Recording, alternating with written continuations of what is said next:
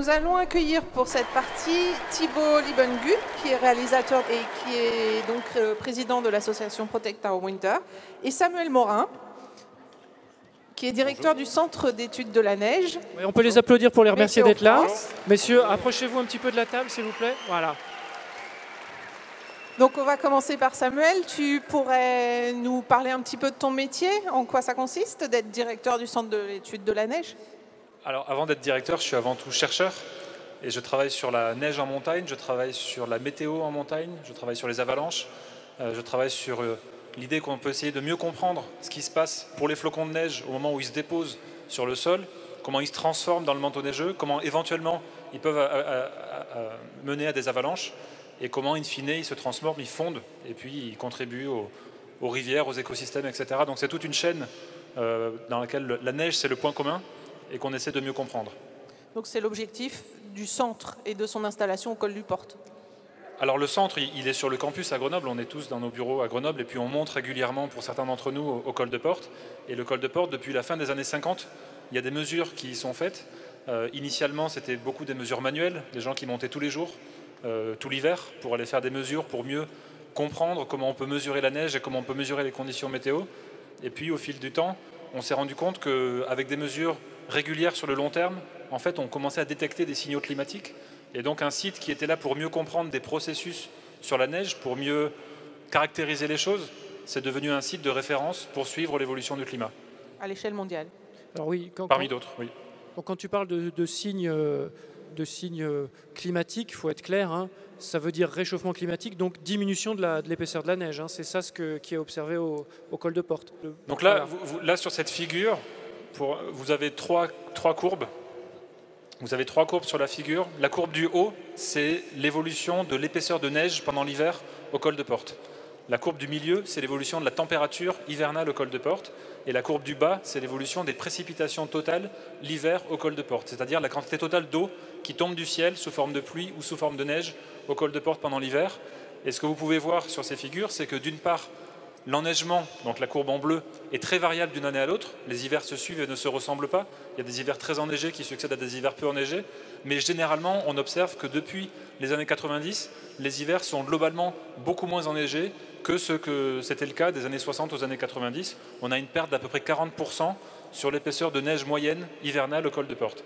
Et ça va de pair avec une augmentation des températures. On voit la courbe du milieu où on a gagné à peu près 0,90 degrés en 30 ans, entre les années 60, des années 60 aux années 90 et des années 90 à maintenant.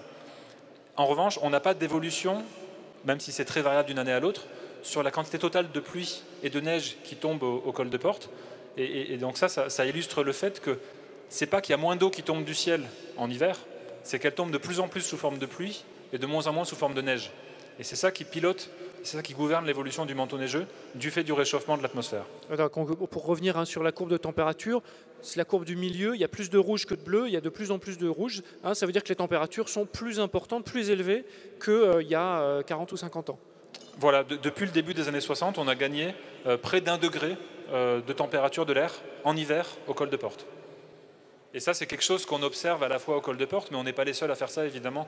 Dans le monde entier, il y a des gens qui font des mesures dans les montagnes, et dans les montagnes suisses, dans les montagnes italiennes, mais aussi en Amérique du Nord, en Himalaya, en Amérique du Sud. Partout où il y a des montagnes, il y a souvent des mesures de température et de neige, et le diagnostic est sans appel sur les températures en montagne. Il y a un réchauffement qui est caractérisé et que l'on observe dans la très très très grande majorité des montagnes du monde. Comment peut-on effectivement faire des mesures dans la neige? Pratiquement, qu'est-ce qu'on mesure et comment mesure-t-on les températures? Alors, comment on mesure? Pour la température, avec un thermomètre. Alors, il y a différentes sortes de thermomètres, mais globalement, à condition de faire attention au fait que le thermomètre ne soit pas directement exposé à la lumière du soleil, parce que dans ce cas-là, il réchauffe à cause du soleil, on peut mesurer la température de l'air de façon assez fiable. Là, vous avez une photo vue du haut du mât de mesure du col de Porte qui montre les différents instruments qui sont sur le site. Et puis on voit aussi des gens au milieu de l'image qui sont en train de travailler, qui font des mesures dans la neige toutes les semaines depuis les années 60. Il y a des gens qui montent au moins une fois par semaine pendant l'hiver pour faire des mesures dans la neige, mesurer l'épaisseur de neige, mesurer la masse de neige, mesurer la masse volumique de la neige, toutes ces variables, toutes ces quantités physiques dont on vous parle dans vos cours au collège et au lycée, c'est des vraies mesures, c'est des vraies choses qui servent à quelque chose pour caractériser la neige et pour comprendre comment elle évolue. Mais là, c'est vraiment incroyable, le nombre d'instruments de mesure que vous avez au col de porte. On pourrait presque faire une collection, là.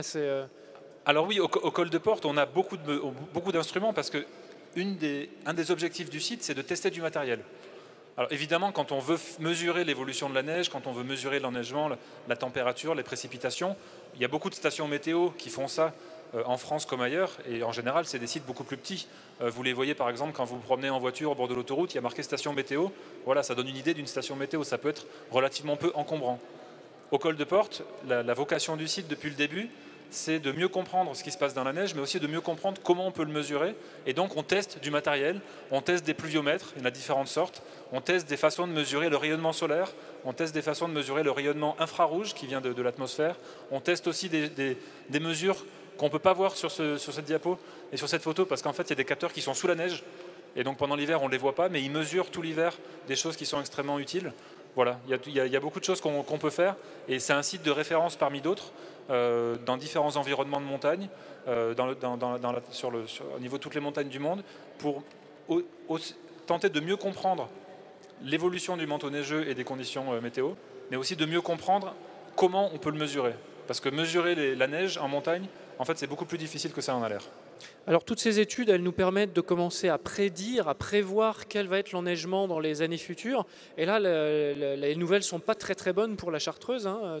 Tu peux revenir un petit peu sur ces prédictions ? Effectivement. Alors vous avez vu dans le film une projection climatique jusqu'à la fin du XXIe siècle qui fait un peu froid dans le dos quand on voit l'évolution de l'enneigement hiver après hiver.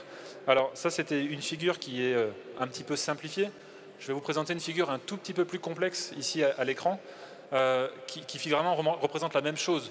La figure que vous avez vue dans le film, donc l'évolution de l'enneigement d'une année à l'autre, puis on voit à la fin du siècle, il n'y a quasiment plus de neige. Encore une fois, les hivers vont continuer à se suivre et on continue à ne pas se ressembler. On va continuer à avoir des hivers bien enneigés, des hivers peu enneigés, mais de plus en plus d'hivers peu enneigés et de moins en moins d'hivers bien enneigés, malheureusement. Et donc ça, c'est ce qu'on voit sur la figure en rouge, ici à l'écran. Ça représente l'évolution de ce à quoi on peut s'attendre hiver après hiver, au XXIe siècle au col de porte, à peu près à 1500 mètres en Chartreuse. Et c'est la même chose dans le Vercors, en Belledonne et partout ailleurs à cette altitude. Il n'y a pas vraiment de très grande différence. C'est cette réduction de l'enneigement dans le cas où on continue d'émettre, à l'échelle de l'humanité tout entière, autant de gaz à effet de serre qu'aujourd'hui, voire même plus. Donc ça, c'est la consommation industrielle, c'est le chauffage, c'est les transports ? C'est tous ces facteurs, le transport, l'agriculture, toute consommation d'énergie qui amène à rejeter vers l'atmosphère des gaz à effet de serre issus des combustions de ressources fossiles, mais aussi la façon dont on transforme les terres, ça a un effet sur l'atmosphère et ça a un effet sur la température, et in fine, ça a un effet sur le manteau neigeux. Alors ce qu'on voit sur cette figure, et c'est la seule chose, enfin, comment dire, si vous deviez retenir une seule chose en termes de climat, ça peut être ça, c'est que jusqu'en 2050, malheureusement, jusqu'en 2050, les jeux sont faits. C'est-à-dire que les émissions de gaz à effet de serre à l'échelle de l'humanité tout entière, depuis plusieurs décennies, elles sont telles que si on arrêtait aujourd'hui globalement toute émission de gaz à effet de serre, en fait, pendant 30 ans, on ne verrait quasiment pas la différence.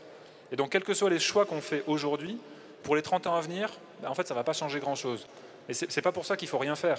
Parce que si on agit aujourd'hui, à l'échelle de l'humanité... Après 30 ans, il va encore se passer des choses. Ouais. Voilà, à partir de 2050, c'est ce qu'on voit sur la figure ici. Le rouge, c'est le scénario le plus pessimiste. Le bleu clair et le bleu foncé, c'est des scénarios plus optimistes en termes d'émissions.